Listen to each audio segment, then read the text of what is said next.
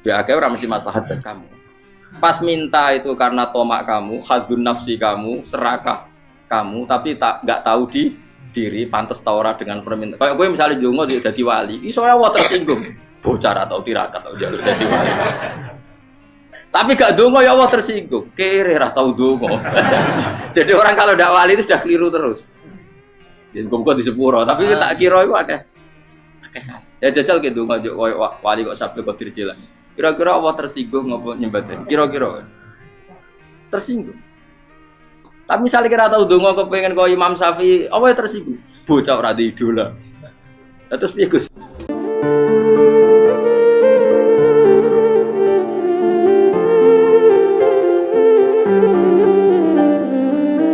Artinya gini loh, ketika manusia mengatakan mampu, itu ada sekian hal yang manusia itu tidak ikut melakukannya, tidak ikut menciptakannya. Misalnya kue nyuber, supirana enak, punya pengalaman, tidak kecelakaan karena apa? Nyuber kue enak, mobilku normal. Mobilmu normal lah, tewabrak mobil yang mabuk apa? Nah di sini ini manusia dituntut, diingatkan terus, kamu itu butuh Allah, rahmat Allah itu yang melindungi kamu, bukan keahlian kamu, bukan kecakapan, karena tanpa itu semua tidak bisa, semuanya Allah. Ya, tapi manusia tadi gara-gara misalnya tadi mobilnya normal, dia punya keahlian nyuber, terus mengklaim kalau keselamatan dia itu karena hati-hatinya dia, karena mobilnya normal. Padahal ada sekian catatan yang menjadikan dia selamat dan semuanya itu kudrahnya Allah Subhanahu wa taala. Misalnya gak ditabrak wong mabuk, gak ono gempa, gak ono bumi merekah. Misalnya kita pintar nyopir lah terus bumi memangap terus kita cemplung nggak apa-apa. Pemenang daerah-daerah kayak ya rasa tak sebut nomor itu.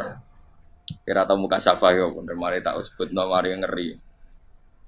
Intinya Indonesia aman, tapi kita tenang aja satunya aman kabeh, ono sing aman. Ora usah kuwatir likuifaksi, ora usah kuwatir meteor jatuh, kabeh ya potensi napa? Potensi semua. Sehingga ini sedikit saya ijazahkan. Suatu saat kata Rasulullah, saya yang Mu'ad melihat kamu hanya sejengkal di depan para ulama ketika nanti di akhirat. Terus Mu'ad tanya, Rasulullah tanya, kenapa kamu hanya satu jengkal dengan derajatnya para ulama ketika sowan Allah? Jawabnya Mu'ad, kamu punya amal apa? Jawabnya Mu'ad, ya Rasulullah, saya tidak pernah melangkahkan satu kaki, kecuali saya tidak pernah yakin apa bisa melangkahkan kaki yang satunya. Dan saya tidak pernah mengunyah satu makanan, kecuali saya juga tidak pernah yakin apa bisa menelannya. Dan saya tidak pernah bernafas satu nafas, kecuali saya tidak yakin apa bisa nafas berikutnya. Saking dia tergantung ta'aluk semuanya sama kudrahnya Allah Subhanahu wa taala. Kalau kita ini kan sok. Kalau makanan sudah di depannya kayak pasti bisa makan. Kalau dia sudah sehat jalan seakan-akan pasti bisa meneruskan. Padahal 0, sekian detik gue melaku dihantam mobil ya selesai. Misalnya stroke ya selesai tidak bisa jalan. Sehingga para wali-walinya Allah itu orang yang filah gotin min lahadotagi, setiap kedipan dia, setiap perilaku dia itu hanya ta'aluk ambil Allah Subhanahu wa taala. Itu yang disebut ya ayyuhan nasu antumul fuqara'u ila. Nah, kemudian resiko makom ini, ya semua makom tak ada resikonya. Resiko makom ini itu biasanya dia lupa doa. Kenapa lupa doa? Karena doa itu terdefinisikan. Tak wari ilmu hakikat terus rungokno wis ra paham lah tak ulangno. Ya resiko ilmu saya ingatkannya. Ilmu itu kan ada dua. Ada ilmu yang karena didefinisikan. Dan itu akhirnya menjadi masalah. Sebenarnya ilmu itu tidak perlu definisi. Kedua, ilmu yang kita rasakan. Misalnya gini, kalau saya tanya, kamu pernah nggak minta jadi punya uang banyak? Nggak, tanya, pernah nggak minta? Terus artinya minta itu apa? Terus kita mendefinisikan. Menengadahkan tangan, bilang ya Allah, saya minta uang banyak. Saya minta ingin beli mobil, itu namanya apa? Tidak jauh saja, doa kan? Itu kesalahan kita mendefinisikan doa itu, misalnya menengadahkan tangan dan memohon dan menyebutkan permohonannya itu terus disebut doa. Tapi kalau menurut Allah, sistem tubuh kamu yang menghendaki punya mobil, sistem tubuh kamu yang ingin punya uang banyak, reaksi tubuh kamu yang terhinakan karena ditagih orang atau butuh uang. Ini menurut Allah ya sudah kamu itu peminta-minta. Saya ulang lagi ya. Sehingga menurut Allah kamu minta tidak minta ya tetap berstatus peminta, pengemis. Nah, orang-orang yang sudah wusul, meskipun itu kondisional ya, tidak selalu. Itu ya dia pikirannya mengadahkan tangan apa ndak ya sama saja tubuhnya merasa minta. Sehingga dia tidak perlu mengekspresikan minta. Nah, terus orang yang fikih bilang seperti itu tuh sombong, wong kok gak tahu dungo. Sebetulnya keliru vonis orang fikih. Bagaimana mungkin dikatakan sombong? Dia reaksi tubuhnya, elemen tubuhnya sebetulnya meminta. Dia tidak berkategori meminta karena ilmu kadung didefinisikan kalau minta itu yang seperti ini. Itu kan lama. Nanti kalau suatu saat Indonesia yang kuasa itu terlalu NU atau terlalu yang tidak NU, lama-lama ada definisi. Misalnya yang dikatakan tahlilan itu apa? Ya bid'ah, Nabi tidak pernah tahlilan. Sahabat gak pernah nahlilin Nabi, malah ngajak kaji Nabi jadi tahlil. Mana nih tahlilan jalukno sepuro mayit, ngaji Nabi jalukno sepuro. Sehingga dengan tradisi itu tahlil itu masuk definisi bid'ah, karena gak pernah dilakukan sahabat dan para tabi'in. Ya salahnya kamu definisikan. Tapi kalau udah kamu definisikan, diarani tahlil, ya mau la ilaha illallah. Terus mungkinkah satu bacaan la ilaha illallah dilarang? Wong ra oleh maca kalimat tauhid. Jadi misalnya tahlil iku nafatno kalimat tauhid. Mau ketok ya ora ngara iso dilarang tapi nak tahlil iku mitung dinane mayit kaya Buddha. Sangane kriminal. Enak. Ya sudah seperti itu. Makanya banyak orang salah itu karena ilmu kadung didefinisikan. Nah, definisi itu sebenarnya tidak mengikat dalam banyak hal. Ini penting saya utarakan. Ya karena seperti itu. Makanya itu masalah-masalah besar antara kita dan firqah-firqah yang lain. Masalah ahli sunnah, terus masalah yang lain-lain. Memang ya sudah seperti itu. Ya saya ulang lagi ya. Ketika Nabi Ibrahim mau dibakar Namrud, itu masyhur cerita itu. Dan kemudian jadi namanya Habib Syahid.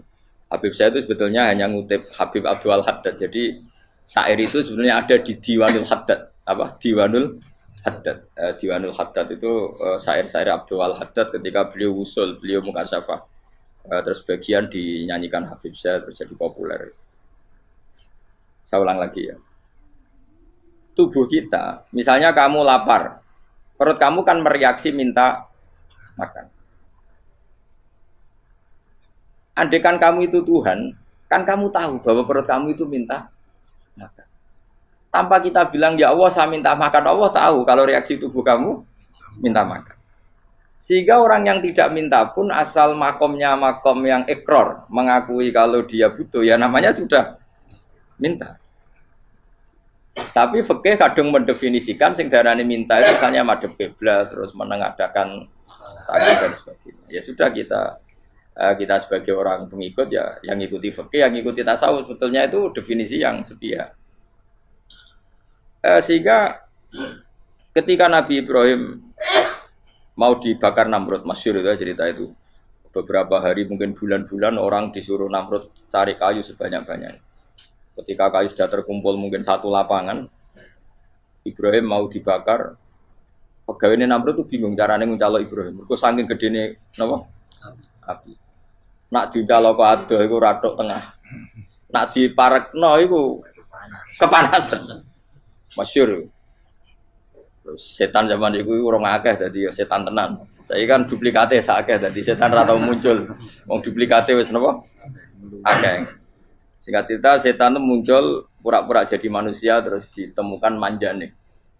Manjane itu semacam ketepil besar yang jadi mana dari kiai-kiai ketepil itu haram mergo penemune setan. Jari ini tuh. Tapi nak manjane penemune setan itu betul walhasil terus dibikinkan satu manjane semacam ketepil besar terus Ibrahim dilemparkan ke api. Lewat apa? Ketepil tadi idenya siapa? Setan. Nah ketika di tengah api itu unik. Kata malaikat Jibril datang terus tanya sama Ibrahim, ya Ibrahim apa kamu butuh saya? Butuh. Alakah haja apa kamu punya kebutuhan? Jawab Ibrahim lah, saya tidak punya kebutuhan. Amma ilaika fala, kalau ke kamu ndak. Karena kamu makhluk, apapun keren kamu Jibril tetap kamu makhluk. Ama ilaika fala. Ndak, maksudnya butuh ke Allah nanti saya nyampaikan. Malah dinya Nabi Ibrahim, kalau Allah tidak usah kamu sampaikan ya sudah tahu. Gua ambek Jibril. Oh, anak gue ditekak mana? Ya saya ulang lagi, apa kamu punya kebutuhan? Alaka hajalah ama ilaika fala, kalau ke kamu ndak. Ndak maksudnya butuh ke Allah nanti saya sampaikan. Karena Jibril yang mentang-mentang dekat sama Allah dan tukang memberi informasi. Tapi kata Ibrahim, kalau ke Allah sih nggak perlu kamu, dia sudah tahu. Nah itu terjadi namanya Habib Abdul Haddad Masyhur itu apa? Hasbi min su'ali ilmuhu bihali. Jadi cukup ilmunya Allah itu menjadikan saya tidak perlu minta. Hasbi min su'ali ilmuhu bihali. Jadi ada kondisi tertentu yang para wali itu, saya ulang lagi, kondisi tertentu yang para wali itu ya tidak minta. Tapi kalau itu ditiru jenengan semua ini jadi keangkuhan. Kenapa? Wes ora ndonga tangane ditenangkan. No, atine ya ora eling pangeran, kan akhirnya ra njaluk tenan.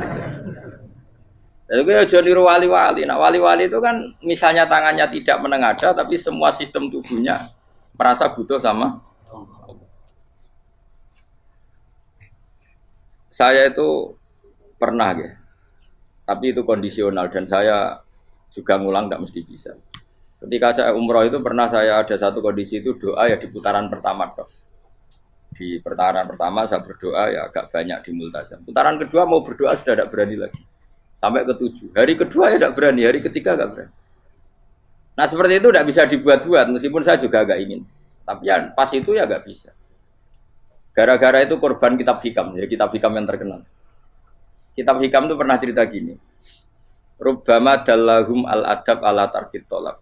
Terus di antara makalahnya itu wa inna ma yunabbahu man yajuzu alaihil ikhfal. Tapi kamu jangan niru dosa kan. Tapi jangan ingkar ilmu ini tambah dosa kowe. Jadi niru ya dosa, ingkar ya dosa. Jadi ada seorang wali kata hikam. Kadang-kadang seorang wali itu mau doa diulang itu sungkan. Kenapa? Yang perlu diingatkan itu yang potensi lupa. Allah kan masih ingat doa kemarin. Loh itu gara-gara saya sebelum umroh itu mensinau kitab hikam itu agar itu kok. Ya Allah, sing tak dungani wingi ejek eling kok tak eling nomene yo. Dadi wa inna ma yunabbahu man yajuzu alil yang bisa diingatkan hanya orang yang potensi lupa. Sementara Allah tidak akan. Tapi kan akhirnya dungane eling. Ya Allah kayak kemarin. Hari ketiga ya Allah kayak. Makanya menurut saya ilmunya orang hakikat itu juga ada sisi kriminalnya karena ya tadi. Tapi kamu ingkar ya keliru. Memang Allah gak mungkin lupa, ngapain kamu ingatkan? Makanya menurut saya Allah itu manggat terbaik, bener-bener Rahman Rahim. Mestinya nak Allah terbaik, kue donga bedino malah ngamuk. Lah aku lali tapi mbok eling dong. Tapi Allah itu ya maklumi ya, dengan kekeliruan. Kita ini kan selalu keliru, donga terus ya keliru sebetulnya. Karena seakan-akan kan mengingatkan seseorang yang mungkin lupa. Wong Allah tidak pernah lupa kok, kamu ingetin terus. Atau kamu menggurui Allah, yaitu ya Allah nang sebadani kalau di duake, padahal nggak mesti maslahat bagi kamu. Duake orang mesti maslahat bagi kamu. Maka ada sekian contoh yang wali itu dibully pangeran. Saya sering cerita, banyak cerita wali itu dibully pangeran, digarap ya pangeran. Ini gara-gara salah itu. Saya pernah cerita dan itu ada di hikam betul di kitab itu ada. Ada wali itu tukang hamal itu manol di pasar, itu tukang angkut. Jadi kalau ada orang bawa barang berat diangkut dia, terus misalnya kalau dulu mungkin ya ke kereta atau ke singkat cerita terus diupahi. Setelah dapat apa dia pasti pulang karena dia hanya butuh makan satu piring karena dia tirakat makan satu piring untuk ibadah 24 jam. Singkat cerita dia ngeluh ya Allah, kamu tahu, engkau tahu saya ini pecinta engkau. Saya ini hanya butuh makan satu piring untuk kuat sholat. Tapi kenapa harus jadi juru manol? Berilah saya rezeki yang tanpa kerja. Nah, selang sekian hari dia dituduh maling, terus di penjara, terus dapat rezeki tanpa kerja. Dia terjawab kenapa jadinya gini? Kan kamu minta rezeki tanpa kerja. Ya itu penjara itu rezeki tanpa kerja kan. Jadi Allah memperlakukan para walinya itu memang unik. Ya kadang dibully. Sehingga dalam cerita-cerita kenabian kata Qadiyat itu nggak ada orang yang sering dibully Allah kayak nabinya. Karena Nabi itu orang yang dicintai Allah. Jika salah sedikit saja itu, cara pangeran, cara kampus itu digarap, pokoknya dipelonco, pokoknya salah sedikit. Misalnya begini, Nabi Yakub itu kan Nabi. Dia mungkin nyon jauh gak tersadar nyembelih anak sapi itu di depan indukannya. Ya beliau mungkin spontan saja, Pak. Kalau kamu yang melakukan pasti tidak ada hukumannya karena Allah tidak pati peduli sama kamu, sudah lah. Artinya gak peduli, salah pantas saya ora jelas ya gitu. Tapi ini Nabi. Ketika itu terus indukannya sapi tadi, ya Allah, Yakub itu kekasihmu. Saya tidak berani sama dia karena dia kekasih. Tapi saya tetap menuntut keadilan. Dia harus merasakan susahnya dipisah dengan anak. Meskipun dia tidak nuntut rasanya roh anak sebelah itu tidak se ekstrim itu. Sapinya itu hanya nuntut, ya Allah, dia harus merasakan sakitnya terpisah dengan anak. Akhirnya Allah menciptakan Yakub ngalami terpisah dengan Nabi siapa? Yusuf. Itu kalau kata qadiyat, itu kalau yang melakukan tidak Nabi pasti gak dibully Allah, dibiarin. Karena Nabi ini yang melakukan. Nah. Terus ini Nabi Yusuf lagi, mana rasa daftar wali berat. Nabi Yusuf itu di penjara itu karena terdolimi apa karena memang dia salah? Terdolimi. Dan Nabi Yusuf itu Nabi. Nabi Yusuf itu Nabi betul memang benar-benar. Meskipun ganteng dia Nabi. Syaratnya Nabi ganteng kira-kira mlebu. Nabi itu harus ganteng, enggak boleh. Nabi elek ora oleh. Karena Allah izin di kekasih kok kriting elek. Allah ya di selera tadi. Kabeh Nabi mesti yang paling ganteng di kaumnya, yang paling nasab. Enggak boleh Nabi kok pesek, kriting, enggak boleh. Tapi kalau sudah jadi orang soleh oleh kan. Tapi kalau Nabi enggak boleh. Nabi Yusuf ganteng. Masyhur kan cerita Nabi Yusuf dengan siapa? Zulaikha. Dan belum ada orang dalam keadaan darurat masih cerdas kayak perempuan. Jadi singkat cerita, ketika Yusuf diajak Zulaikha selingkuh gak mau kan keluar dari kamar. Dalalah kebetulan wa alfaya sayyidah rajal. Itu si Zulaikha tadi spontan langsung bilang, wahai suamiku, apa hukuman orang yang ingin menodai keluargamu?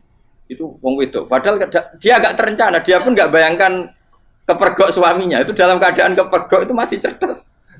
Suamiku, apa hukuman orang yang mau menyelingkuhi keluarga Anda? Singkat cerita suaminya murka terus Yusuf di penjara, terdolimi. Ketika di penjara kemudian Yusuf punya keahlian mentakwil mimpi. Kan tadi suaminya Zulaikha itu tidak sampai raja ya, kira-kira PM atau menteri. Raja itu punya mimpi yang bisa nakwil itu hanya Yusuf. Singkat cerita terus utusan raja datang ke Yusuf dan takwilan Yusuf terbukti benar. Tapi Yusuf ini seorang nabi, saya ulang lagi Yusuf seorang nabi, dia tapi ya manusia. Bilang gini ke utusannya, coba bilangkan ke raja kamu, di penjara ini ada orang yang di penjara secara terzalimi, yaitu saya. Tolong laporkan ke majikan. Itu Allah tersinggungnya itu bukan main. Nabi kok lapor makhluk. Itu tersinggung. Nah kowe kan gak piye. Kowe ngajono proposal ora piye. Wis pokoke Allah kowe wis ra piye. Wong sampean swargane ya ora langsung wae ngono pokoke kira-kira kan sudah enggak perlu ditegur. Makanya fa'an sahu syaitanu dzikra rabbi fala bisa fisijni bid'asi. Maka Allah mentakdirkan utusan raja tadi itu lupa melaporkan peristiwa Yusuf ke raja tadi. Sehingga raja enggak pernah dengar kalau ada orang di penjara karena Allah tersinggung. Wong kowe ku nabi kok lapore ambek penguasa. Ngono tok iku wis Allah tersinggung. Karena dia nabi, enggak boleh nabi lapor makhluk. Jadi Allah itu dengan nabi itu sangat-sangat sensitif. Sangat-sangat sensitif. Ya begitu. Terus cerita yang terkenal, meskipun ini enggak ada di Quran, Nabi Musa. Nabi Musa itu pernah sakit gigi karena dia mentang-mentang kalimullah, orang yang sering komunikasi dengan Allah minta ya Allah tolong tunjukkan obat gigi saya itu apa. Singkat ini sama Allah dikasih tahu. Kamu ngunyah suket ini gitu. Rumput ini kamu kunyah nanti pasti sembuh. Karena resepnya dari Allah ya pasti mujarab. Kan enggak kok dokter. Singkat cerita dikunyah terus sembuh. Suatu saat dia sakit gigi lagi, enggak konsultasi lagi karena masih punya resep tadi. Kopian apa? Resep. Dia datang nyari suket yang sama dikunyah tambah sakit. Tanya sama, ya Allah ini kan resepnya yang sama, kenapa tambah sakit. Kata Allah, kamu itu kekasihku. Ora nak sing ngobati ku aku ora suket sembrono. Semenjak itu Nabi Musa ora pernah resep lagi sudah. Andikan tuh kamu, pasti Allah juga enggak tersinggung. Makanya kata Qadiyat, kenapa para nabi sering ditegur itu bukan karena Allah murka, nabi itu beda. Jadi kesalahan kecil atau apa-apa yang menurut kita ada salah itu untuk nabi salah. Makanya di ahli sunnah ada kaidah apa? Mimba bihasanatil abror sayyi'atul muqarrabin. Pernah dengar kaidah apa? Mimba bihasanatil abror sayyi'atul muqarrabin. Sesuatu kalau dilakukan umumnya orang itu hasanah atau kebaikan, tapi kalau dilakukan para nabi itu salah. Karena apa ya? Saking dekatnya dengan Allah. Saya ulang lagi apa? Mimba bihasanatil abror sayyi'atul muqarrabin. Jadi nabi itu beda. Nah, para nabi itu orang-orang yang ngalami fikir yang doa resmi kayak siapa tadi? Definisi fikir ya sering. Kayak definisi orang tasawuf yang sering. Sehingga ketika Nabi berdoa ya memang secara disiplin ilmu yang namanya berdoa ya minta Allah dengan mengadakan tangan. Ketika enggak berdoa karena Nabi sadar Allah tidak perlu diingatkan lagi, pasti masih ingat. Jadi dua-duanya benar terus. Makanya Nabi itu lam yazal fitaroki, Nabi itu selalu naik derajatnya. Karena pas minta ya benar, pas tidak minta ya. Tapi kamu jangan niru dosa kan. Tapi jangan ingkar ilmu ini tambah dosa. Jadi niru ya dosa, ingkar ya dosa. Jadi ada seorang wali kata Hikam, kadang-kadang seorang wali itu mau doa diulang itu sungkan. Kenapa? Yang perlu diingatkan itu yang potensi lupa. Allah kan masih ingat doa kemarin. Loh itu gara-gara saya sebelum umroh itu mensinau kitab Hikam itu agar itu ya Allah. Sing tak dungani wingi ejek eling kok tak eling no meneh. Dadi wa inna ma yunabbahu man yajuzu alil yang bisa diingatkan hanya orang yang potensi lupa. Sementara Allah tidak akan. Tapi kan akhirnya dungane eling. Ya Allah kayak kemarin. Hari ketiga ya Allah kayak. Makanya menurut saya ilmunya orang hakikat itu juga ada sisi kriminalnya karena ya tadi. Tapi kamu ingkar ya keliru. Memang Allah enggak mungkin lupa, ngapain kamu ingatkan? Makanya menurut saya Allah itu memang zat terbaik, benar-benar Rahman Rahim. Mestinya nak Allah terbaik, kowe ndonga bedino malah ngamuk. Lah aku lali tapi mbok ilang eling dong. Tapi Allah itu ya maklumi ya, dengan kekeliruan. Kita ini kan selalu keliru. Dongo terus ya keliru sebetulnya. Karena seakan-akan kan mengingatkan seseorang yang mungkin lupa. Wong Allah tidak pernah lupa kok, kamu ingetin terus. Atau kamu menggurui Allah, yaitu ya Allah nang sebadani kalau di duake, padahal enggak mesti maslahat bagi kamu. Duake ora mesti maslahat bagi kamu. Kalau kamu turun terus, pas minta itu karena tomak kamu, hadun nafsi kamu, serakah kamu, tapi enggak tahu diri pantas taura dengan permintaan. Kayak gue misalnya jongo jadi wali, iso Allah tersinggung. Bocah atau tirakat atau jalur jadi wali. Tapi gak dongo ya Allah tersinggung. Kere ra tau dongo. Jadi orang kalau ndak wali itu sudah keliru terus. Ya kok di sepuro, tapi tak kira iku akeh salah. Ya jajal ke dongo koyo wali kok sabtu kok dirjelan. Kira-kira Allah tersinggung ngopo nyembadani? Kira-kira tersinggung. Tapi misalnya kira tahu dongo kepengen kau Imam Syafi'i, apa yang tersinggung? Bocah ora di idola. Terus piye Gus? Piye kadung salah biasa wis. Wis bakat salah no. Bakat salah. Ini sedungane sing gampang gak mesti bener Rabbana dzalamna anfusana wa lam taghfir lana wa tarhamna lanakunanna minal khasirin. Saya pernah punya kitab dan kitab itu menurut saya luar biasa. Bahkan ketika adu bully itu, adu cara mahasiswa itu kayak pelonconan itu. Nabi sama Nabi pengiran gitu, dan itu sekali yang satu salah melakukan disiplin ilmu, pengiran itu degradasi. Dan Allah memang mengancam gitu. Kalau kamu melanggar ini, laah biton namin diwanin nubuah. Nanti laam kuan namin diwanin nubuah. Kamu saya hapus dari buku kenabian. Tes-tesannya ya lucu, biasanya begini. Kata Nabi Musa kan ditanya, ketika dia khutbah ditanya orang, siapa orang paling alim ya Nabi Allah? Sekarang orang paling alim itu siapa? Nabi Musa jawab, saya kan. Ya itu Allah tersinggung karena wong kok mletene ngono. Tapi andai kan Nabi Musa kok jawab Fauzi itu salah, oh tambah salah meneh. Atau enggak Pruhen, malah salah meneh. Tapi jawab Musa ya salah. Saya Gusti, saya kan. Orang paling alim siapa? Saya. Allah memperingatkan Musa, ada seseorang yang lebih alim ketimbang kamu. Coba kamu harus ketemu dia. Ketemu dengan cerita ketemu Nabi siapa? Khidir. Terus dalam 3 sesi ini, 3 babak ini buli-bulian. Nabi Khidir itu dalam 3 babak ini selalu kelihatan salah. Di antaranya adalah cara sekarang ya mungkin di gonjak sepeda motor atau perahu kalau dulu yang menggratisi dia numpangi sepeda motor malah spionnya dicopot. Spionnya dicopot, dirusak. Tapi Musa kan sudah digratisin malah rusak yang motornya yang apa? Menggratisin. Nabi Khidir masih tenang. Kamu tidak paham. Jadi Nabi Khidir mesti distok kamu tidak paham. Itu kata syurrahul hadis termasuk Ibnu Hajar al-Asqalani bilangin. Setelah itu kedua membunuh anak kecil. Musa tambah marah. Anak yang belum punya dosa kok kamu bunuh. Sampai 3 kali ada 3 peristiwa. Itu kata syurrahul hadis. Andai kan Musa kok diam tidak protes, maka dia akan disalahkan Allah. Karena dia berarti membiarkan kemungkaran di depan matanya tanpa reaksi. Jadi sebetulnya ketika Musa berontak itu Nabi Khidir, Nabi tenan gitu. Jadi itu kan unik.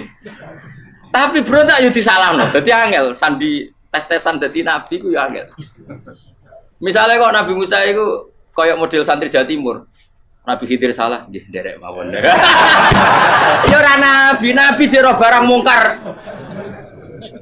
Menengae. Berarti yo nabi goblok ngono kira-kira. Makanya memang Musa harus konsisten seperti itu, harus demo terus. Kayak saya misalnya sebagai kiai fikih, kiai ya harus seperti ini cara mulang saya. Enggak boleh saya misalnya terus anut mulang terus tawadhu semeneng terus ora karu-karuan. Jadi andai kan Musa kok tidak protes itu malah salah. Ya memang harus. Dan itu Nabi Khidir dia, Nabi tenang. Makanya Nabi Khidir akhirnya respect. Tidak ada hati sebaik kamu Musa. Risi itu gak nyaman ketika melihat kemungkaran. Jadi itu sebenarnya poin. Tapi lucunya Nabi Khidir ya nyalan. Takkan dari rasa kok komen takok. Tapi ya disalah no. Ya aku jadi Nabi Musa. Ya jajal, gawe peristiwa meneh aku tak sabar rata kok. Bareng. Kan jajal nih. Bareng dijajal ya protes meneh. Bareng protes meneh, tinggal 1 kali kesempatan. Kowe takok meneh wis ora dadi muridku. Dikasih kesempatan lagi, ya protes meneh dek nomor. Tapi itu justru itu menjadi kelebihannya Nabi Musa karena syarat seorang nabi adalah al-musara'ah ila inkaril munkar kata Ibnu Hajar al-Asqalani. Syarat seorang nabi adalah secepat ngingkari sesuatu yang mungkar. Enggak boleh. Ya toh kan misalnya kita jadi murid terus gurumu itu gandeng artis atau gandeng penyanyi dangdut. Nggih nderek mawon. Jare guru murid goblok. Tapi kowe ngloroi guru tersinggung. Ora roh hikmah iki. Kan bingung no. De guru ngene kok bingung no. Lha ki de guru jadab dorong Jawa Timur apa? Gurumu gandeng penyanyi dangdut. Reaksimu piye? Jek takok. Ayo loh, nak elek kan gak iri. Biasanya nak elek itu ra iri. Sekarangmu Pak. Sing ayu, sing potensi iri. Kira-kira reaksi kamu itu milih derek mawon apa berontak? Golek oh, nak gurumu wong alim mesti nak pasti meneng. Muridku goblok tenan, gak sensitif. Roh barang mungkar dilakukan di depannya kok tidak reaksi, tidak protes, gak geblek tenan. Tapi lucunya guru mau nak protes ya. Gak duwe akhlak gitu. Guru lagi senengnya kok ora oleh. Nah Nabi itu kan buli-bulian. Jadi Nabi Khidir dengan Nabi Musa itu tepat-tepat. Karena 2 orang ini sama-sama kekasih Allah. Itu Nabi Musa justru barokahnya itu dia tidak pernah klasmennya di bawah Nabi Khidir. Semua ulama sepakat klasmennya Musa tetap di atas Nabi Khidir. Sehingga yang berlaku ya tetap ilmunya Nabi Musa bahwa membunuh anak kecil tidak boleh, merusak perahu milik orang lain tidak boleh. Karena Allah tetap lebih respect dengan ilmunya Nabi Musa. Nabi Khidir tetap ilmunya enggak dipakai meskipun dia disebut hakikat. Karena ilmunya Nabi Khidir ngani ngoyo. Ngani ngoyo wong ape mutusno ngenteni nginceng Loh Mahfuz. Lah sing iso iku sapa? Barang ra mungkin kok. Mulane Nabi Khidir terakhir menutup kalimatnya wa ma fa'altuhu an amri. Dari kata wiluma lam tasdi alaihi sob. Aku dhewe nglakoni ini ya ora roh, wis ditakdir nglakoni ngene wae. Dadi atine Peter ya ora paham. Jadi wa ma fa'altu an amri itu akhir kira-kira artinya saya sendiri tidak melakukan ini karena inspirasi saya sendiri atau keputusan saya sendiri. Tahu-tahu saya ditakdir melakukan. Karena pas itu Nabi Khidir disetting semuanya dengan ilmu hakikat. Yaitu bayi tadi memang kutiba kafiron. Kutiba apa? Kafiron. Memang dia nanti kalau umur nganti tua ditakdir mati kafir. Daripada mati kafir nanti, ya sudah mati sekarang. Tapi nggak mungkin kan ada syariat daripada soben beling pateni gek cilik. Ora ono syariat, tetap ikut Nabi Musa. Makanya kata Ibnu Hajar Al-Asqalani itu uniknya Allah sama para wali-walinya. Waliku klirullah itu tetap disenangi pengen. Terus pangeran nabi ini yo gejul-gejulkan, yo pancen nak wong. Terus keempat kan. Tadi kan saya punya contoh 3, ini contoh keempat, ini terakhir. Akhirnya kok ilmu merah cukup tetap malah bingung enggak. Nabi itu minggat itu boleh enggak? Tanpa pamit. Minggat itu pergi enggak pamit itu boleh enggak? Enggak boleh. Rasulullah meskipun kayak apa disakiti di Mekah itu enggak pernah minggat, enggak pernah hijrah.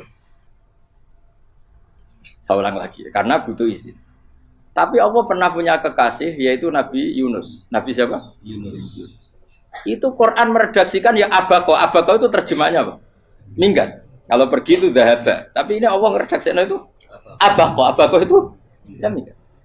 Nabi Yunus itu dakwah di daerah Nainua. Ya. Nainua itu ya Babylon sana. Kampungnya namanya Nainua. Ya daerah Babylon. Babylon itu kalau di geografis modern ikut Irak. Ikut mana? Irak. Jadi Kufah, Basra, Babylon. Terus siapa itu yang ngalahkan pasukan Yahudi dulu itu Buktanasor, Hebuket, Nasir itu ikut mana? Babylon apa? Babylon. Bama unzila alal malaka ini di Babila Harutama. Makanya kalau ulama-ulama melihat Irak kacau sampai sekarang itu tidak kaget. Irak itu ardun mal'unah kalau di kitab-kitab. Bumi yang memang sudah terlaknati mulai dulu. Sehingga ketika ada kasus Saddam Hussein sekarang itu ulama tidak kaget. Zaman Rasulullah Sugeng itu Irak itu termasuk sudah bumi yang guna keazala. Jadi di sana pasti banyak fitnah. Fitnah pertama yang dicatat sejarah adalah Mautul Husain apa? Kabudutnya Said siapa?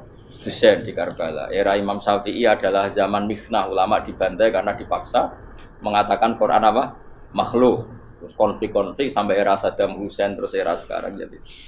Nah kita ini ulama sebenarnya tahu tarikh itu. Tapi di era modern kan dianalisis karena campur tangan ini itu ya sudah lah. Sebab goblok pun daripada ngebantah-bantahan malah rakam. Ibu goblok, ibu pinter. Nah sekarang kan analisisnya kan, wah ini ada campur tangan pihak ketiga diciptakan nih saunu ini. Ya kalau intelijen harus ngomong seperti itu. Kalau kita seperti ulama memang dari dulu dicap Nabi hunalika az-zalasil wal fitan. Saya teruskan. Nabi Yunus itu dakwai kaumnya itu lama sekali dan tidak iman. Nah semua nabi kalau kaumnya tidak iman itu diberi hak Allah ngancam akan adanya azab. Apa? Ngancam akan adanya azab. Nabi Yunus ngomong gitu terusin. Nanti kalau kamu tidak iman itu pasti kena azab. Anggap saja dia ngancam gitu sudah berbulan-bulan. Singkat cerita, azab baru tinggal 3 hari lagi. Ayo nang iman, tinggal 3 hari lagi. Ya kira-kira dia ngomong misalnya Ahad, berarti Ahad, Senin, Selasa, atau kamu milih Selasa ya Rabu, Kamis. Singkat cerita Ahad itu dia gak kuat. Wah semane kurang 3 dino kaumku tetap ora iman. Mangkel asal minggat deh. Mau minggat jadi mau minggat kan gak punya tujuan, so asal pergi jauh saja. Ada perahu, sekenanya dia naik saja. Namanya minggat nih. Kalau bawa bekal terencana, bawa visa, paspor kan plesir namanya. Jadi minggat itu ya gak, ya sekenanya gak persiapan. Singkat cerita sampai ikut perahu nelayan tadi terus zaman itu ya ada mitos kalau ada gelombang yang nggak wajar pasti ada orang minggat. Terus ditanya siapa yang minggat, Nabi Yunus kan orangnya jujur saya katanya. Ya sudah yang minggat harus dicemplung gitu. Ya, terus ada yang agak baik ya jangan gitulah. Ini kan kita semua butuh selamat. Judi dulu. Terus judi satu lagi ketemu Yunus. Coba mungkin salah udahnya judi lagi ya ketemu sampai 3 kali ya ketemu Yunus. Makanya fasahama fakana minal mudkhadis diuji dia kalah kemudian tenggelam. Fal taqamahul khutu wa huwa mulim. Terus dia diuntal ditelan oleh ikan nun. Di situ ikan nun digambarkan saking besarnya itu. Nah ini uniknya Allah sama kekasihnya. Sudah Allah menyalahkan tapi unik. Ikan ini kan itu sama Allah dikasih instruksi. Kamu enggak boleh makan dia. Dia kekasih saya. Terus ketika di perut apa? Ikan, dia kegelapan. Terus Nabi Yunus cita-citanya satu, ya Allah, kalau saya sumpah kiri saya tidak bisa baca tasbih. Makanya sama Allah disulap perut ikan itu jadi masjid. Jadi dia di dalam perut ikannya santai saja tetap wiridan. Santai. Fana ada fi dzulumati alla ilaha illa anta subhanak inni kuntu minadz dzalimin. Dia santai aja wiridan karena perut ikan bagi dia adalah masjid. Ya dia disalahkan Allah karena abako tadi minggat, hijrah tanpa pamit. Tapi juga dibela-belain Allah, ikan tadi tidak boleh nelan. Ini perlakuan Allah sama orang yang bikin. Tapi karena dia Nabi, uniknya apa? Dino Ahad itu kaumnya do nginceng omah Nabi Yunus. Rame-rame nginceng. Lucunya cara nginceng gini. Nak Yunus ning omah berarti bodoh nih. Wong omah ana adab kok dene tengok-tengok. Bareng dinceng Nabi Yunus tuh gak ada. Oh tenan ono adab. Mulane wonge rawani ning omah. Itu uniknya pangeran. Jadi umpama dekne ra minggat yo salah. Monggo dekne ora minggat berarti kaume jare apa ono adab ono gempa bumi liku faksi kok dekne ning omah. Lah nek ono tenan ra mlayu. Nyatane gak mlayu. Jadi mbak Allah didesain minggat. Tapi nak minggat jadi salah, Nabi ora pamit. Makanya masyhur saya itu punya kitab karangannya Habib Alim Alamah, babanya Habib Anis, Habib Ali bin Husain yang ngarang apa? Ali bin Muhammad bin Husain karang yang Simtud Duror itu. Itu diantara doanya gini. Tapi jangan tiru loh, berawal gitu. Aku rawan ini loh. Cuma saya hafal secara ilmu, tapi saya tidak berani. Waj'al sayyiati man ahbabta. Ya Allah, jadikan kesalahan saya itu kesalahan orang yang kau cintai. Terus pokoknya salah lagi jadi pengiran kadung seneng, salah lagi sampai wae wong seneng. Waj'al sayyiati man ahbab. Terus koyo kowe lah dimanja wong tuamu, anak paling disayang. Salah wae lucu. Kowe cah cilik. Kowe seneng cah cilik. Salah wae lucu. Cano gelas ya lucu, tiba ya lucu. Tibane cah tuwek-tuwek. Bocah jelalatan, mulane tiba. Nah itu barang kau mengincang omahe Nabi Yunus gak ono wong. Wah, berarti adab mau turun betul. Andai kan adab tidak jadi turun, pasti Nabi Yunus berani di rumah. Tenang. Wes. Barang mulai malam Kamis, wah adab itu sudah kelihatan. Ada puting beliung, ada apa, sudah jelas pasti ada adab. Kaum yang lapangan tobat. Tobat finish. Secara bal-balan menit-menit apa? Terakhir. Woi, ambek pengen ditampa tobaté. Wes gak sida tak adab wong kowe tobat. Singkat cerita Nabi Yunus hari ketiga atau apa dia selamat. Pakai versi yang umum saja. Selamat faltaqamaul hutu bahwa falaula annahu kana minal musabbihin la fi batni la yaumi yub'atsun. Akhirnya dimuntahkan sama ikan don tadi terus dia keluar. Barang keluar tanya-tanya kabar gimana kabar kampung Nenuwa, baik-baik saja. Tabar awani mulai karena dia tahu kalau orang bohong itu dihukum mati. Padahal dia bohong katanya Kemis itu ada adab, ternyata kampungnya baik-baik. Padahal baik-baiknya karena mereka tobat. Jadi masyarakatnya nyari dia karena mau iman. Si nabinya agak berani pulang karena nanti dihukum mati. Aku pangeran nabi kekasih itu dia. Pangeran ya bully itu. Oh itu gue beda-bedaan, wong kekasih pangeran, aku ora ngerti pito langsung diadab. Jadi pangeran kekasih gue beda, ora koyo. Akhirnya Yunus ramane mulai. Wah nak mulai aku disiksa. Perkara nih, kalau pembohong itu dihukum mati. Masyarakat yang goleki tenan, mergo nalem Kemis ku ono azab tenan. Cuma terus do tobat. Disebut falau laka nasqaryatun amanat fanafa'aha imanuha illa qauma Yunus lamma amanu kasyafna anhum adzabal khizyi fil hayatid dunya.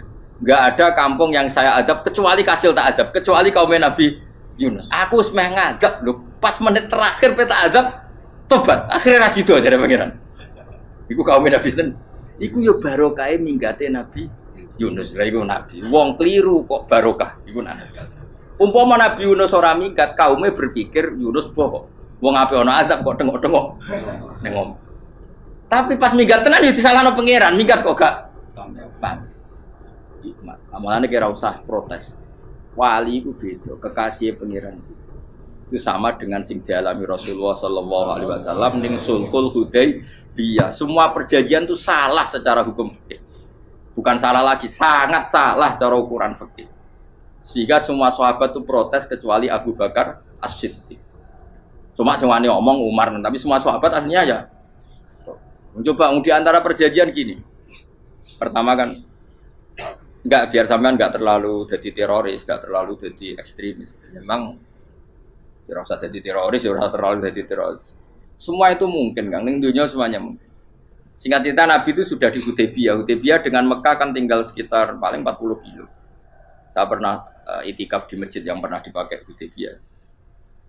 Kan sekarang jadi mikot ya. Termasuk mikot umroh di Mekah kan apa? Hudaybiyah kan mikot di yang terkenal kan apa? Jirona, Tanim, Hudaybiyah.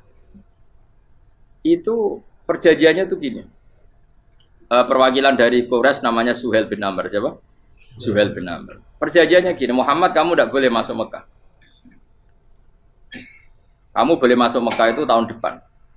Padahal Nabi sudah bilang ke para sahabatnya, ayo kita umroh. Dan diberi hak umroh. Tapi setelah sekitar 40 kilo masuk Mekah, dicegat sama orang kafir Quraisy. Lah, Nabi sakit tenan. Nabi kadung mentafsir, memberi berita gembira, saya mimpi kalian masuk tanah haram amini namukhalikin, aman semua. Semuanya bercukur gundul atau mencetak rambut. Pokoknya terus kata sahabat senang sekali karena mimpi Rasulullah tidak pernah apa? Enggak pernah salah. Bareng di situ di antara perjanjiannya hadza ma kataba ali Muhammad Rasulullah. Ini perjanjian yang ditulis Muhammad Rasulullah. Kata Suhail, hapus kata Muhammad Rasulullah. Kalau saya tahu kamu Rasulullah tidak saya perangi, tulis Muhammad bin Abdullah. Kata Rasulullah, ya Ali hapus tulisan Muhammad Rasulullah. Kata Ali, tidak saya akan menghapus setelah Muhammad Rasulullah. Jadi Nabi unik. Hapus gak popoli, masih aku hapus aku tetap Rasulullah. Wong tulisan wae. Jadi Nabi ya rileks saja. Tapi Ali katanya, fawwama ana bimakhihi abadan. Saya tidak akan menghapus tulisan itu selamanya. Kata Nabi, kowe nek ra gelem hapus, tanganku didono, aku sing hapus. Nabi kan umi tidak bisa baca terus. Tangannya Nabi sendiri yang dilewatkan Ali ke tulisan itu sehingga terhapus. Nabi ya rileks, wong tulisan wae aku ora ditulis Rasulullah ya tetap Rasulullah. Nabi masih rileks. Terus perjanjian kedua, kalau ada orang kafir Quraisy masuk Islam harus dikembalikan karena berarti keluar dari habitat. Tapi kalau sudah Islam kok masuk kafir lagi harus dibiarkan karena berarti kembali ke habitat. Nabi bilang ya nggak masalah. Semua perjanjian itu merugikan Islam. Itu secara fikih pasti salah. Akhirnya Umar itu protesnya keras sekali. Ya Rasulullah, apa engkau masih nabi? Utakai sengak. Apa engkau masih nabi? Dan Nabi siapa santai bala ya saya masih nabi. Tapi kenapa kamu hinakan kita dan memberikan kehormatan pada orang-orang kafir itu? Jawab Kanjeng Nabi lucu. Ya agama iki wae pangeran. Masih aku perjanjian ning ngono kok pangeran sing angkat agama iki tenang wae. Kanjeng Nabi ku yo perjanjian mek manusa gampang. Jadi Nabi itu saking imannya Allah tetap yu'izzu hadaddin. Allah pasti memuliakan ini agama. Apapun perjanjian yang diciptakan manusia. Makanya bapak saya, Mbah Mun guru saya itu ngaram-ngaram tenan mikir Islam. Islam mbok pikir haram, ono sing duwe. Ben ngono. Dunia rusak kok apa ben. Tetep Islam ku mulya. Rasa mbok pikir wis keliru-keliru lah perjanjian dunia keliru lah. Lo coba Uni Soviet kayak apa hegemoninya? Kayak apa kuatnya Uni Soviet? 100 tahun mengkooptasi Uzbek, Tajikistan dan tapi apa bisa menghilangkan keimannya orang Uzbek Ceknya? Ketika Uni Soviet bubar langsung malah negara-negara itu jadi persemakmuran yang negara apa? Indonesia kayak apa? Dikooptasi PKI, dijajah Londo 350. Mbah Soleh Darat alim zaman Londo, buyut-buyutku alim zaman Londo. Iku semondok Mekah ya alim. Zaman PKI ada wong alim. Saiki ayo, zaman Islam Nusantara apa ono sing alim koyo. Jadi Islam menarik zaman wis di regani negara, zaman rung dinegani negara iku wis mul. Karena ini agama milik Allah. Punya ketahanan yang luar biasa. Sebenarnya dari Nabi tentang kayak perjanjian salah lah, Mar. Gak apa-apa. Inna wa ta'ala a'azza hadati. Inna wa ta'ala la yudhi'u dinahu wa la yudhi'u. Pokoknya pangeran bakal ngembar agamanya orang masalah perjanjian keliru lah. Perjanjian ketiga itu semuanya merugikan Islam. Tapi apa kata Abu Bakar ketika protes Nabi gak dijawab, datang ke Abu Bakar. Menurut kamu gimana? Jawab Abu Bakar lucu. Makanya ini menunjukkan makanya kenapa ahli sunnah berkeyakinan afdhalus sahabat itu siapa? Abu Bakar. Jawab Abu Bakar. Wes samar, perjanjiannya keliru lah, wes keliru lah. Kayak gremeng-gremeng santai gremeng. Tapi la tadkhul bainahu wa baina habib. kamu jangan masuk wilayah yang itu hubungannya orang yang terkasih sama kekasihnya. Wes gak masuk akal lah, semuanya menengah. Ya sehingga ya sudah Allah punya. Ternyata, nah perjanjian keempat ini yang agak Nabi hanya minta gini toh. Itu saya turuti semua, tapi saya minta satu hal kata Nabi. Bolehkan diskusi tentang Islam terbuka. Makanya diskusi terbuka itu baru kata Nabi. Jangan larang orang mendiskusikan Islam. Itu dok mintanya. Oke, jadi Suel, diskusi wae pikirannya Suel kan, mau diskusi wae. Enggak masuk Islam, diskusi. Jangan larang orang yang membicarakan Islam secara terbuka. Ada kata terbuka. Jadi Suel, oke, enggak masalah. Itu dok, yang itu pun enggak jelas menguntungkan Islam apa? Enggak. Akhirnya apa yang terjadi? Darun Nadwa, tempat-tempat pertemuan, cara sakniki gerdu, gedung parlemen. Semuanya itu diskusi. Sajane Muhammad itu sapa? Konsep Islam itu piye? Dan semua yang cerdas dulu. Sajane ya bener Muhammad. Nyembah watu ya pancen giyok tenan. Pancen yo goblok tenan watu kok di. Terus nak Yahudi. Yahudi yo ora bener pisan, Nasrani yo ora bener pangeran atau. Wah, diskusi. Suwe-suwe hasil diskusi sepakat. Pancen yo tetep bener Muhammad. Tetep bener Muhammad. Akhirnya hasil diskusi itu akhirnya mereka membatalkan perjanjiannya sendiri. Perkara ini baru kayak apa? Malah Nabi ketika Bali di Medina, Umar sempat protes ning dalan. Oke ya Rasulullah, saya nerima konsep Anda, tapi saya menyisakan satu pertanyaan. Jadi jenengan niku ana ayat sing nurjukna la tadkhulunal masjidal harama insyaallahu aminina muhalliqina ru'usakum. Lah kok nyatane ra sida mlebu Mekah, malah kita terusir kembali lagi ke Medina. Iku Nabi yang agak lucu ngendikan. Mar, ning ayat iku ra gak ana taune. Apa ono ayat iku tahun iki sing ngateno tahun iki ra kowe. Jadi Nabi yo ora ono taune ya. Ora ono taune kok tauni dhewe kan kira-kira. Ayat iku kan gak ono taune, Umar ae sing GR nafsiri tahun ini. Wong awam suatu saat kamu akan masuk Masjidil Haram. Tapi kan gak ono taune ayat itu. Apa di ayat itu ada tahunnya Umar dan Allah bilang tahun ini ya ndak, ya sudah kalau gak ada tahunnya ya pokoknya mesti kapan-kapan terjadi. Tapi ora saiki. Kayak sugih rugen kan gak ono taune, ora iso. Mau aku ndongakno sugih tapi kan tanpa tahu. Iso suwi. Nah, akhirnya apa yang terjadi? Ada diskusi masif di Mekah. Setiap yang cerdas, setiap Nabi tanya, Abu Sufyan siapa? Nabi mau komentar gini, sama siapa teksnya? Misluhu la yajhalul Islam. Kalau Islam sudah didiskusikan, otak secerdas Ikrimah bin Abi Jahal, secerdas ini pasti tidak bodoh tentang Islam. Maknanya pasti akal yang waras memilih Islam. Wah, akhirnya Islam jadi masif. Ya sudah, karena Islam sudah masif, tokoh-tokohnya cenderung Islam, akhirnya perjanjian itu dibatalkan sendiri. Akhirnya waro'aitan nasa yadkhuluna fi dinillahi afwaja. Akhirnya mereka berbondong-bondong masuk Islam. Itu artinya apa? Nabi itu gaya perjanjian cara fikih keliru wae, cara fikih cara zahire keliru wae, tetap barokah karena punya hubungan khusus dengan Allah Subhanahu wa taala. Makanya la tadkhul bainahu wa baina habib. Itu kan kayak ya sudah seperti itu. Jadi pangeran makanya Sayyid Ali itu Sohibu Simtiduran nak donga di antara doanya waj al sayyiati man ahbabta. Jadikan ya Allah kesalahan saya kesalahan orang yang engkau cinta. Karena ulama nyontono ngene, saiki Nabi Adam ambek iblis itu padha salah itu. Enggak jawab. Padha salah, iblis itu salah bodoni Nabi Adam salah dilarang mangan wit khuldi tetep mangan. Mau trimo rayuane sinten? Iblis. Tapi wong piye-piye pangeran ku seneng Nabi Adam. Sediluk diusir bar sumajtabahu rabbuhu fataba alaihi wa bar langsung Adam urung metu ke swarga diwarai. Dam kepengin tak sepuro nggih, tak warai dongane. Iblis tak diwarai. Makane kena donga, longkuan. Dadi ngene ke ya pokoke wong disenengi ku menang kan. Lah kaya aja donga iku, kowe ora bakat wali biasa wae iki cerita. Ya sudah seperti itu. Ya, tapi emang ya sudah seperti itu. Nabi Adam itu urung pati keusir tenan ku fatala qa Adam rabbi kalimatin fataba. Jadi urung terlalu jauh dari surga. Kemana lagi pas pertama medun ke bumi ambek Allah wis diwarai beberapa kalimat sing dadekno di sepuro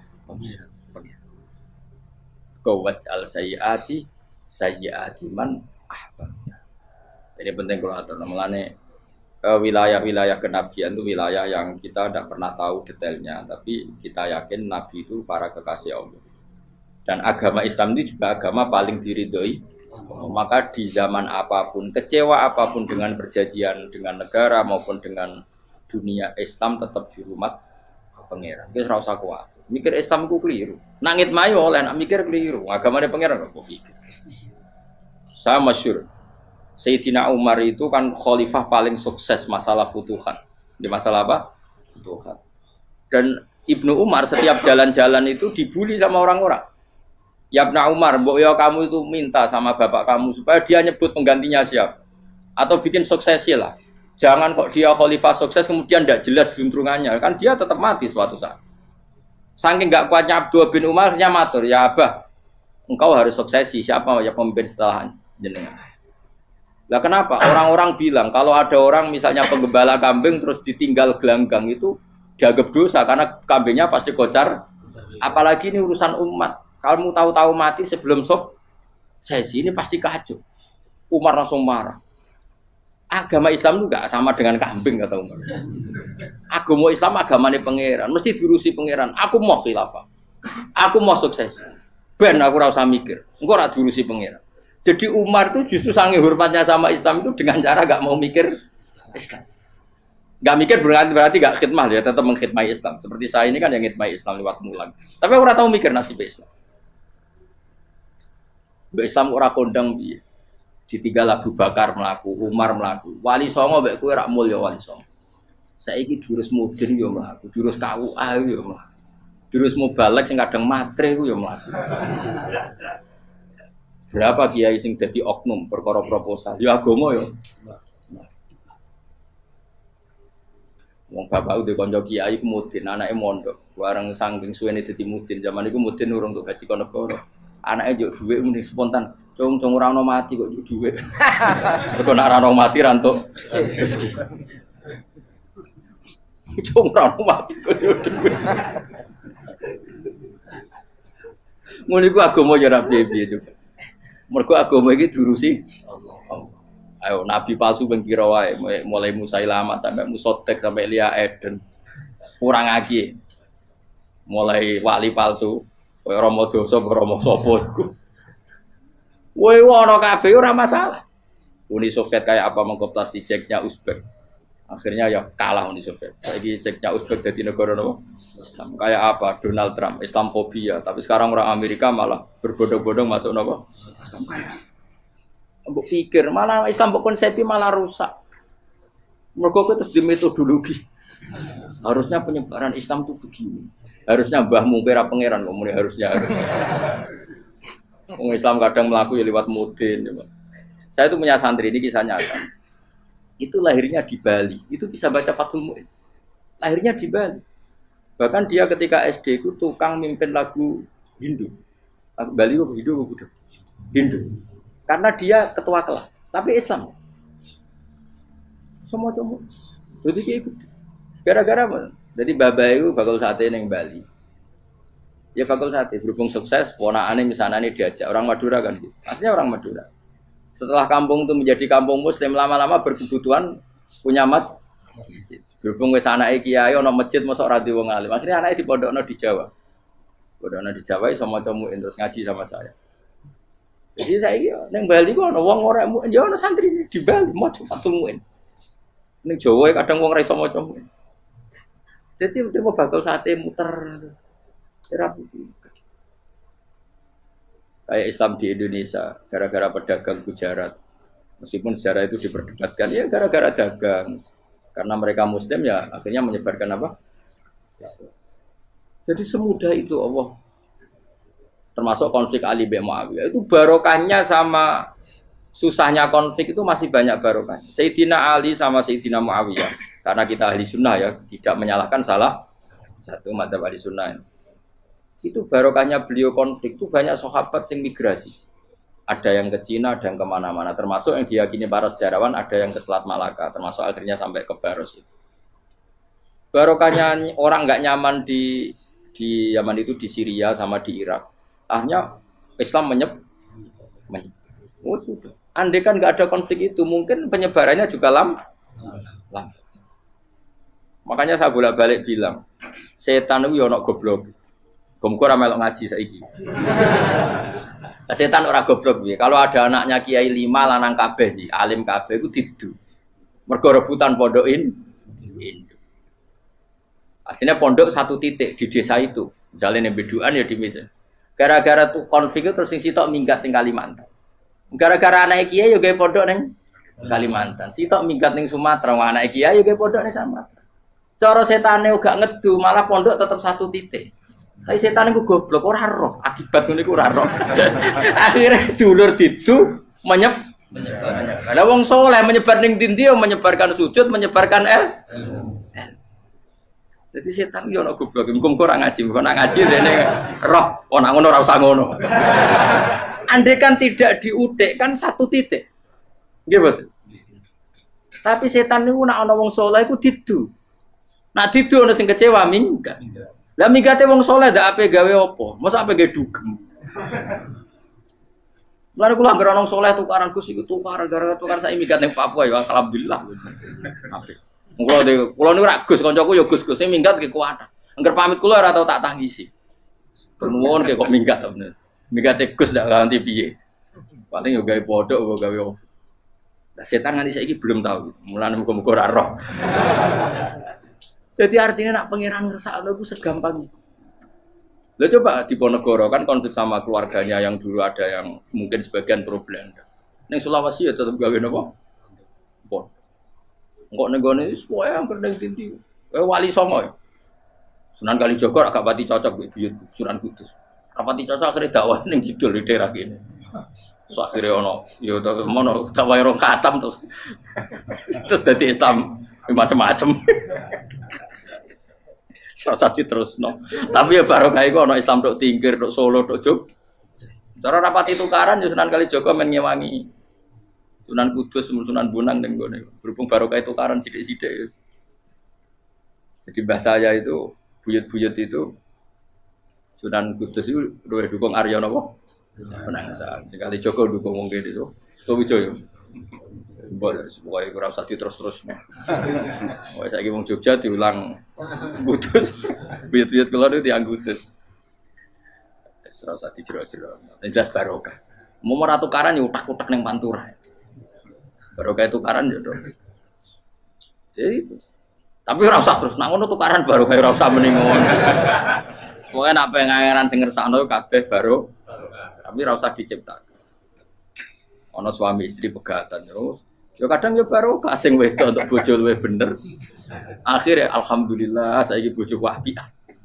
Padahal sing lanang tau GR, "Wah, pegat iso apa ya ra piye malah ape." Iku pangeran. Makanya mikir Islam yo mikir. Sekarang kan ndak orang terlalu semangat Islam terus dia konsep Islam harus menguasai negara, akhirnya memaksakan jadi pemimpin. Jadi Islam harus kultural. Akhirnya kejawen Islam. Muat Islam kudu kaya, jebule kedunyan deknane.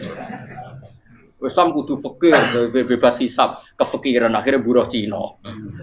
Justru kakean konsep wis mari kuwajib. Lah ya ana sing wah Islam kudu sugih, nek sugih ben kuat. Jebule bareng sugih kedo.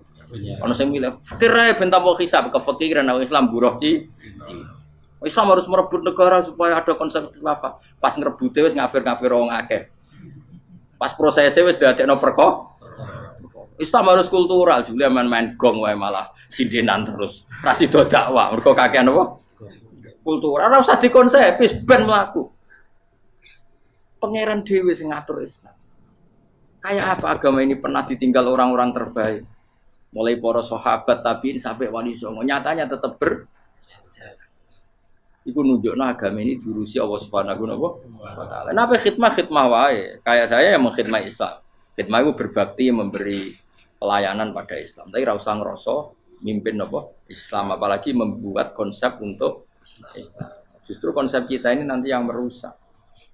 Karena tadi ngendikan ulama-ulama wa inna minal ilmi ila jahlan. Kadang ilmu itu tetap melahirkan kebodohan. Kenapa? Ketika ulama ditanya innal ilmi tuhyanan katuhyanil mal, karena ilmu itu punya keangkuhan, kelacutan kayak lacutnya harta. Misalnya gini, saya seorang faqih. Ditanya sesuatu yang tidak mendesak pun saya jawab hanya karena mempertahankan kredibilitas saya sebagai seorang fakih. Padahal jawaban saya itu malah bahaya bagi Is. Misalnya gini contoh gampang. Ada orang misalnya Ruhin baru tobat, dia sholatnya salah, rukuknya salah. Terus saya ditanya sama Fauzi, "Gus, sholatnya Ruhin sah apa enggak? Wong dia enggak memenuhi syarat dan rukun." Tentu saya sesuai disiplin fikih saya bilang enggak sah. Karena sujudnya ngongkrong atau dia sholatnya Fatihahnya ada. Padahal andaikan saya ada jawab lebih baik. Karena apa? Bisa saja menurut Allah sholatnya dia agak sah secara fikih tapi diterima Allah. Karena dari tidak sholat menjadi sholat. Itu kan ibarat begini. Orang makan tela yang agak-agak beracun tapi tidak racun yang mematikan. Itu baik apa enggak? Ya tidak baik jawabannya. Tapi kalau bandingannya daripada tidak makan sama sekali, tentu baik makan. Nah, kesalahan itu yang makanya kata Imam Ghazali, kesalahan itu yang dialami para fuqaha mu'asirun sekarang. Setiap pertanyaan itu dijawab. Dan ironisnya karena sesuai disiplin. Ya tidak bisa. Makanya saya pernah punya teman divonis dokter 2 bulan lagi mati. Terus teman itu gak doyan mangan. Tapi sarannya dia hidup kalau ada obat dari Jerman katanya. Kalau ada obat dari Jerman dia hidup. Kalau enggak ya mati kan. Tak tili mati kapan? Kan ini kabarnya rong bulan. Sesuk wis sopan rong bulan. Lho Gus rong bulane cepet kok mana sesuk. Kowe iku iman mulai cilik. Memangnya mati iku enggak rong bulan kasih wae sesuk iso wae engko. Wong pangeran sing di otoritasnya wae ra jajeni 2 wulan 3 wulan kok dokter jajeni ke percaya aneh-aneh wae. Sik tak takoni Israel lah meniku. Iya, ora mesti bener kok tak imani. Lah iya kok kowe cek goblok kowe iku mondok 2 wulan iku ora mesti sesuk ya mungkin. Nek padha-padha mungkin sesuk ya mungkin kok ya oke. Padha-padha mungkin kok milih sing 2 wulan, milih sesuk ae. Milih sesuk saiki tak istighfar be aku, tak ngaji dadi keren mati sesuk. Yo, sulit bodoh nih, itu biasa. Saya kisah urip.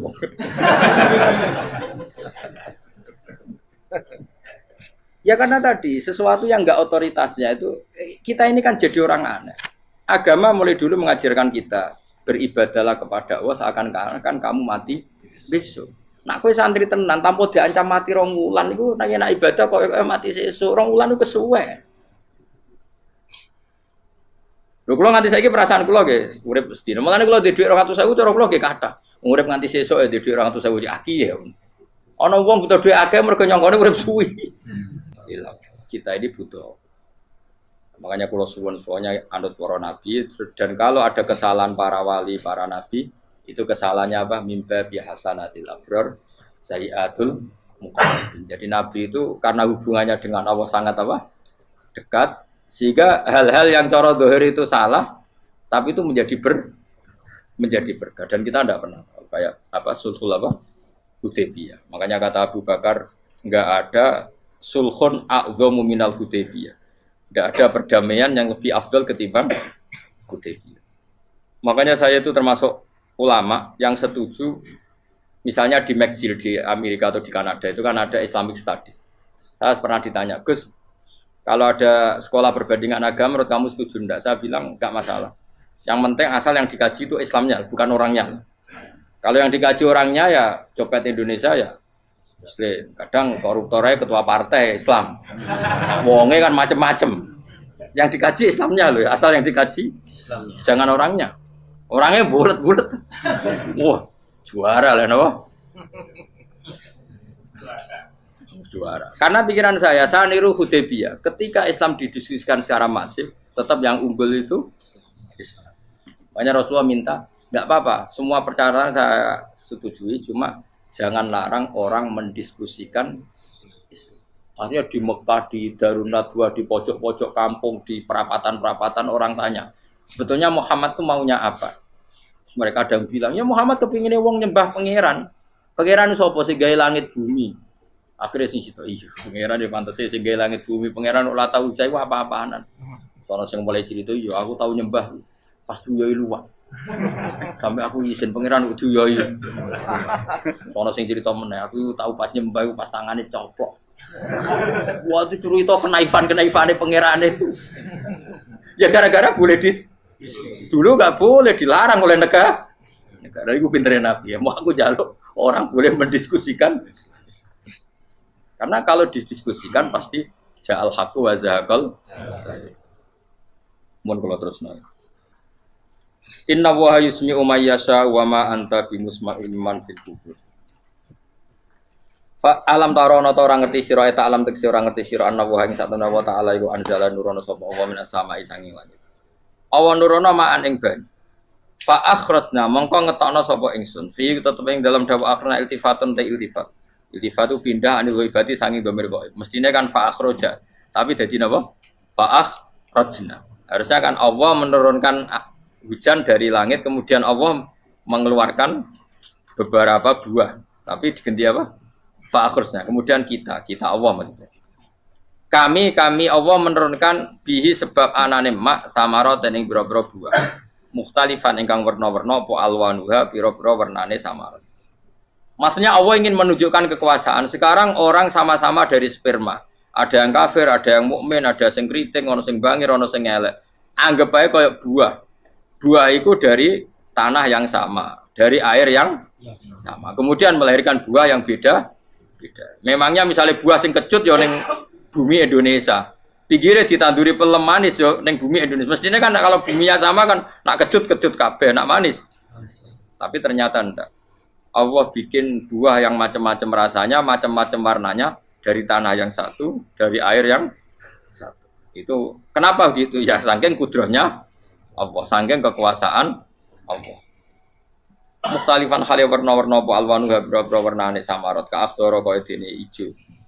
Wa ahmarolan abang wa asfarolan asfar. Asfar itu agak kekuningan, wa iriya lan yane kabeh. Wa minal jibali lan iku setengah saking pira-pira gunung judadun utawa pira-pira dalan. Delala Allah masih ada gunung sing tak tahu diambah manusia lah ya. Delala ada desain alam yang paling layak ada ya selalu ada yang layak dilewati jam wujuda tori konteks dalan fil gunirihi landiane napa jabal bidon kang putih-putih. Jadi kados gunung-gunung teng Indonesia. Nak didelok waduh kemudian ada jalan mesti nyelirit ketok putih wa khumrun lan ana sing kemerah-merah ron ke kuning-kuningan ya mukhtalifun ingkang beda-beda alwanuha apa pola warnane judat fil jibal bisidati ana sing terjal waduk filan ana sing kropos yes kaya gunung-gunung itu kan ana sing apa cengkramane ku enak berarti sidah ana sing napa dari tanah sing napa kropos wa qarabi busud lan pira-pira watu kemloso ya kuna manane kemloso watu besar sudun kang ireng-ireng atfun ala judat suhur untuk boro-boro watu syadidatu sawati kang banget ireng. Artinya gini loh. Intinya misalnya bumi itu dari apa? Kita tidak pernah tahu. Kalaupun tahu, kita tidak bisa mengendalikan. Nyatanya bumi warnanya macam-macam, buah-buahan ya macam-macam. Iku nunjukno kabeh iku kudrahe Allah Subhanahu wa taala. Yuqalu den ucapno kaciran kang akeh aswadu tur banget ireng hirbibun wa qalilun hirbib aswad. Niku bahasa mawon guys, pokoke wong Arab niku biasa ireng banget, ireng jelinteng. Lah ngeten. Nah niku wong Jawa lho, nek muni ireng banget misal ireng jelinteng. Pokoknya wis ireng disifati sesuatu yang mempertegas apa? Kehitamannya. Wa minan nasilan setengah sing manusa wa dawabilan pira-pira napa kewan. Wal anami lan pira-pira raja kaya. Jadi kalau dawab itu mulai melata ya dawab, mulai kodok ya dawab. Nanti mulai kewan apa saja itu dawab. Kalau an'am itu lebih yang agak terhormat kayak apa? Kambing, kayak unta, sapi itu masuknya apa? An'am mukhtalifun utai sing beda-beda apa alwan pira-pira warnane iki kabeh. Ya kadalik kaya warnane pira-pira kewan. Pira-pira tanduran. Jadi maksudnya ngeten nih. Kalau sampai nangan-nangan misalnya sapi putih, engko tahu-tahu dia anak rodok kemerah-merahan, engko dia anak kehitam dari mani yang sama. Dulu-dulunya misalnya enggak Gus, kalau hitam itu pasti babanya ada yang agak hitam. Senajan toh sekarang pas bapaknya, indukannya, ibunya sudah putih. Tapi tetap aja asal usulnya dari satu. Ya tetap asal usulnya dari satu. Sekarang jadi variasi banyak, tetap asal usulnya satu. Kok sampai beda-beda itu kabeh kekuasaane Allah. Kastilah visi mari kaya dene bedane boro-boro buah wal jibali lan Yang memahami itu semua tentu ulama. Innama yakhsyallaha min ibadihil ulama. Innama yakhsam sini wedi banget Allah ing Allah min ibadi sing boro-boro kaulane Allah sapa ulama boro-boro ulama. Assalamualaikum warahmatullahi wabarakatuh.